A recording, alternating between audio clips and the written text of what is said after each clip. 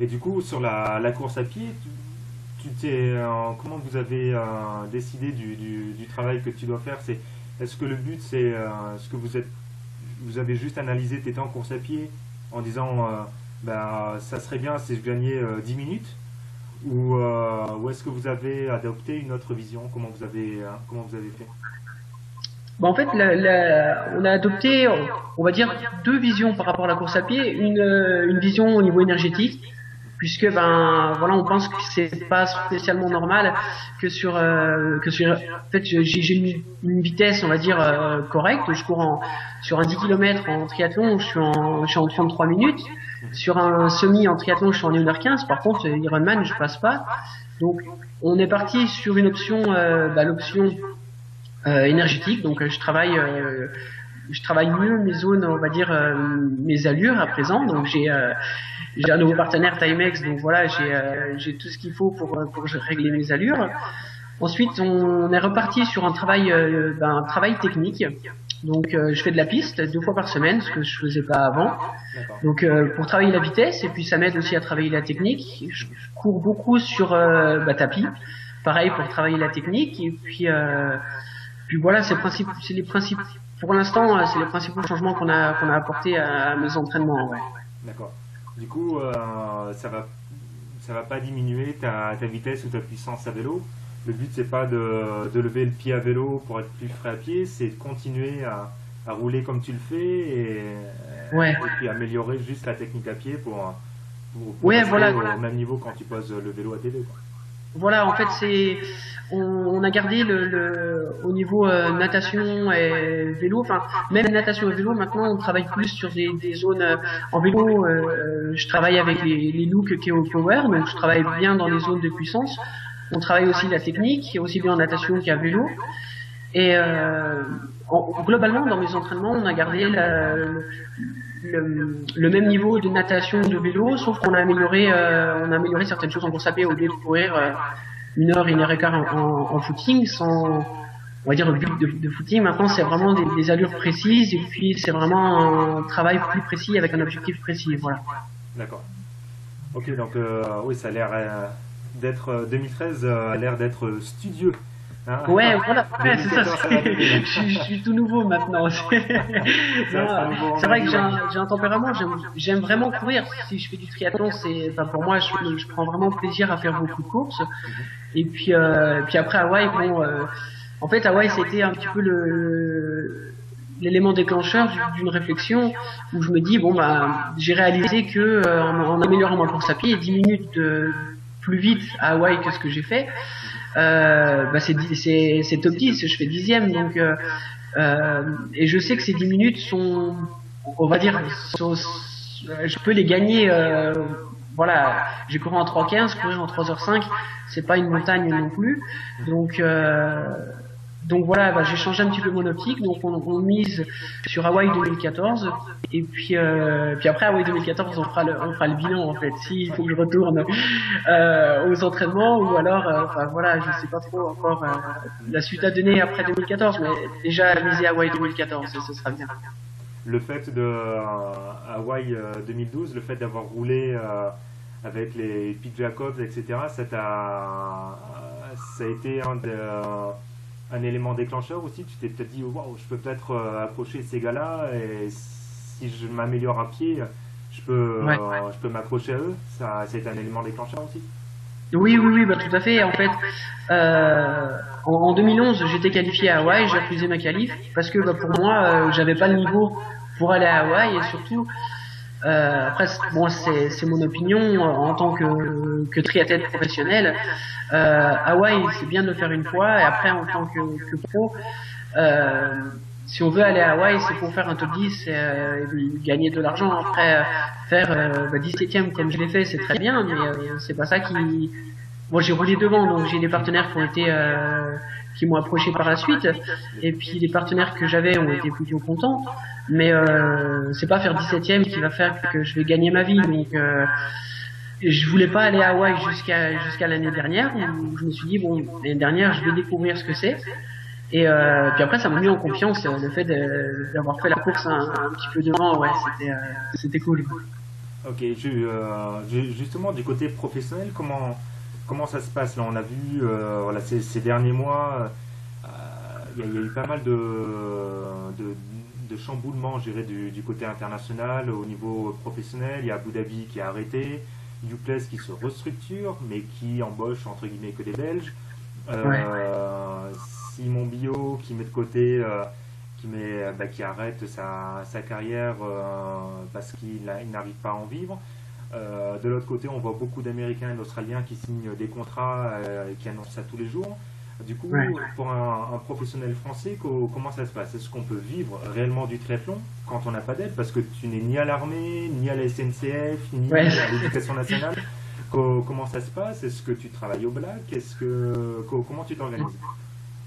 Non, mais en fait, ben voilà, moi au niveau du partenariat, j'ai pris la décision, ça a été beaucoup critiqué en 2010-2011, de partir majoritairement courir aux États-Unis, puisque pour moi, enfin, j'ai réalisé très tôt que au niveau partenariat, les grosses boîtes, c'était des boîtes internationales qui étaient basées beaucoup aux États-Unis.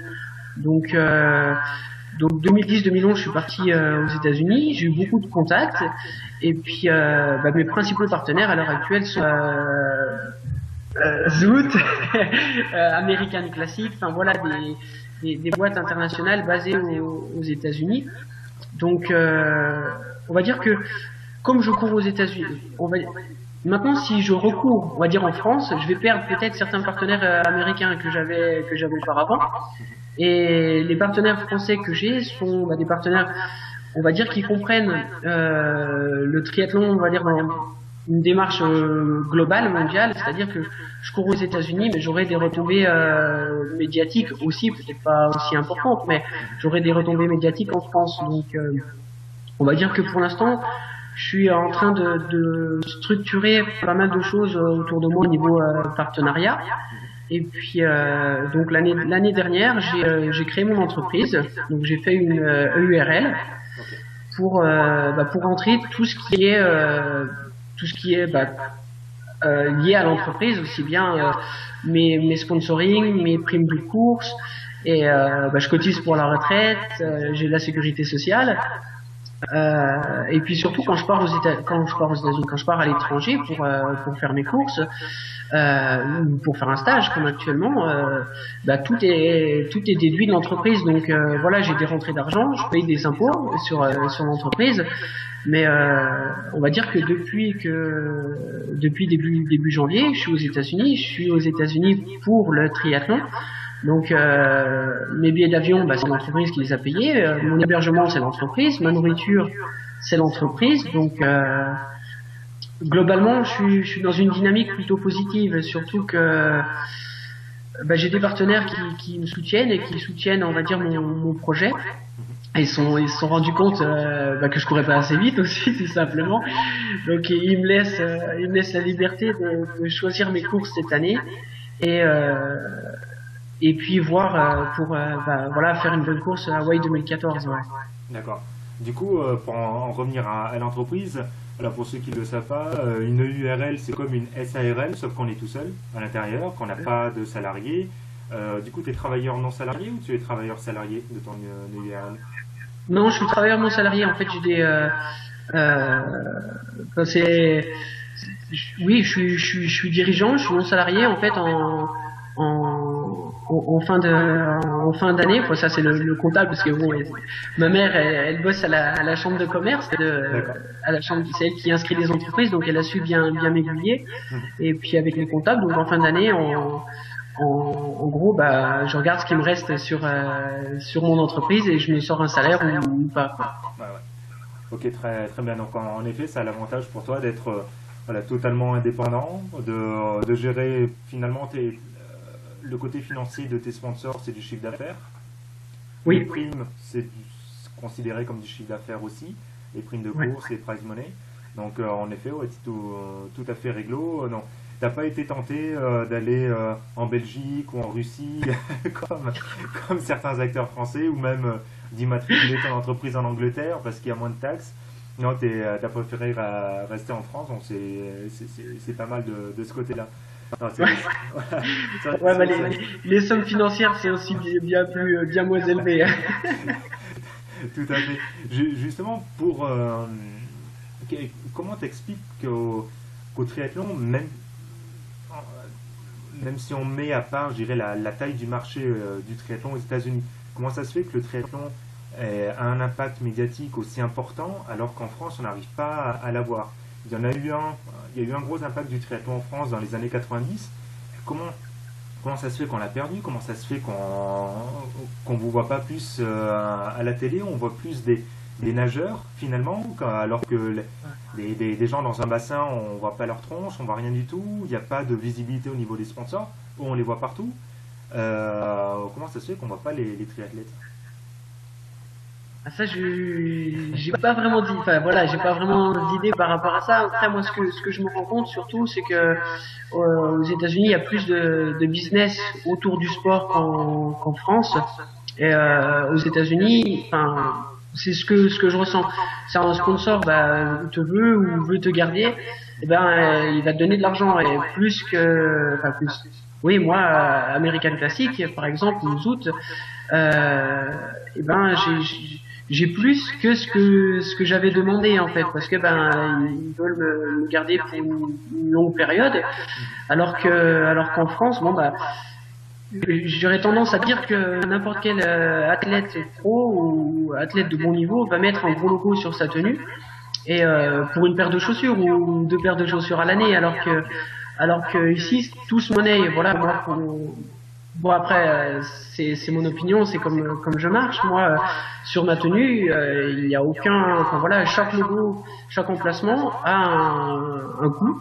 Et puis bah, le partenaire qui veut être présent majoritairement, eh ben il paye bah, le coût de l'emplacement. Et puis si quelqu'un bah, veut participer mais veut mettre que c'est déjà toujours bien 2 ou 3 000 euros, et ben ce sera un logo bien plus petit que les autres logos. Et il y a une hiérarchie dans les partenaires que aux États-Unis ils comprennent beaucoup ça, et en France bon, bah, j'ai eu du mal avec certains partenaires à leur faire comprendre que bah, ils seront que sur la cuisse, parce que bah ils sont pas aussi ils mettent pas, on va dire, de manière aussi importante que les partenaires qui sont sur le maillot. Donc après bah ça je l'ai appris j'ai appris de Hervé Fort, François Chabot, parce que je les ai pas mal côtoyés, et puis j'ai vu un petit peu comment ça marchait aussi aux États-Unis. Donc on va dire que ouais, c'est un petit peu différent. C'est une autre mentalité du sport en fait. D'accord. Du coup, comment tu... Bon, là, on a déjà un élément de réponse du fait que tu aies créé ton entreprise, mais d'après toi, quelle est la place d'un athlète pro sponsorisé par une entreprise? On va pas dire sponsorisé par plusieurs entreprises, mais on va dire un athlète qui a un sponsor titre, qui est tout Oui. seul, qui voilà, qui fait pas partie d'une équipe professionnelle. Est-ce qu'il est considéré comme, je dirais, un fournisseur de services, ou en gros comme un panneau publicitaire ambulant Ouais. par l'entreprise, ou est-ce qu'il est comme un employé avec une feuille de mission, avec un rôle et responsabilité quand il signe ce contrat-là? Quelle est la place finalement de l'athlète sponsorisé? Comment ça se passe? Moi, j'aurais plutôt tendance à dire que un rôle d'employé, puisque après moi j'ai un tempérament, on va dire, un petit peu particulier, c'est-à-dire que moi le triathlon, moi c'est pour l'instant, enfin oui, à l'heure actuelle c'est mon gagne-pain, mais après je fais ça aussi parce que j'adore ça, et puis j'aime bien voyager, j'aime bien être aux États-Unis. Donc on va dire que au préalable, il faut aussi bien que le sponsor et que l'athlète soit d'accord sur les orientations globales de carrière ou de saison. Et puis une fois que les orientations globales, ben voilà, on est tombé d'accord. Pour moi, on a un rôle de salarié. On est payé pour représenter l'entreprise. Donc, donc voilà, il faut faire en sorte que bah, puis on doit faire en sorte qu'il y ait de la visibilité, et puis qu'on représente correctement l'entreprise. Ouais. D'accord. Du coup, est-ce que le sponsor a droit d'ingérence sur ton programme de course? ou pas? Est-ce qu'il te dit, ben, moi je veux que tu fasses ça et ça, même si, par exemple, tu parlais par exemple de Belfort, en admettant que tu sois qualifié, le 1er mai, il y a des TN qui t'appellent, qui te disent, bon ben, Romain, t'es qualifié, tu fais Belfort, et puis tu as Zout, l'American Classic, qui dit, attends, le même week-end, on a une grosse course importante pour nous aux États-Unis. Ouais. Comment tu fais ton choix? Bah, en fait, moi, au début de saison, je soumets mon calendrier à mes principaux partenaires et bah, qui valident ouais, ou qui demandent quelques changements. Mais globalement, l'orientation que je donne on va dire à ma carrière, c'est-à-dire courir bah, aux États-Unis, vont dans leur sens parce que Zout est présent aux États-Unis et voilà, ils sont ici, donc voilà, ils veulent que je cours aux États-Unis. Enfin, je suis employé par Zout Europe et donc il faut que je cours aussi un petit peu en Europe, mais il faut que dans mon contrat, c'est marqué comme quoi je dois courir aux États-Unis pour représenter bah, Zout, surtout aux États-Unis, puisque la boîte mère est basée aux États-Unis. Donc après, Donc avant, tu leur soumets un calendrier, voilà, aux alentours de décembre, on va dire. oui, voilà, Décembre, et puis après, ils le valident, et vous le construisez ensemble. D'accord. ouais, voilà, je soumets mon calendrier et puis bah, après au préalable à Hawaï et puis j'avais discuté, enfin j'ai pas mal discuté avec Zout et puis avec American Classic pour savoir s'il était nécessaire parce que Zout et American Classic sont mes principaux partenaires. Donc et puis le conseil général aussi du Jura. Donc bah, c'est bien que je fasse Belfort, c'est un peu pour eux aussi que je fais Belfort. Et et donc oui, moi, j'ai bien discuté avec eux pour savoir si Hawaï c'était vraiment obligatoire cette saison. Et et je leur ai expliqué mon point de vue. Et puis bah, ils ont bien compris. Et puis ils ont aussi tout intérêt à gagner, à ce que on va dire que je progresse en course à pied, que je fasse d'autres courses, mais que je sois, on va dire, aux avant-postes, ou que j'essaye sur les autres courses, puisque ce qui intéresse le sponsor, à mon sens, c'est, enfin, Bizout me l'a bien expliqué, c'est la visibilité. Et avoir un athlète qui nage en milieu de groupe, qui roule en milieu de groupe, et puis qui finit bien placé, mais qui est pas à aucun moment de la course est devant, c'est moins intéressant pour un sponsor qu'avoir un athlète qui bah soit qui est devant à l'arrivée, qui a tout fait devant, ou alors avoir un athlète on va dire de mon gabarit qui nage bon on va dire dans le premier groupe, puis qui prend des risques à vélo et puis après bon bah il pète ou il arrive jusqu'au bout, mais à un moment donné de la course il est devant et il y a de la visibilité.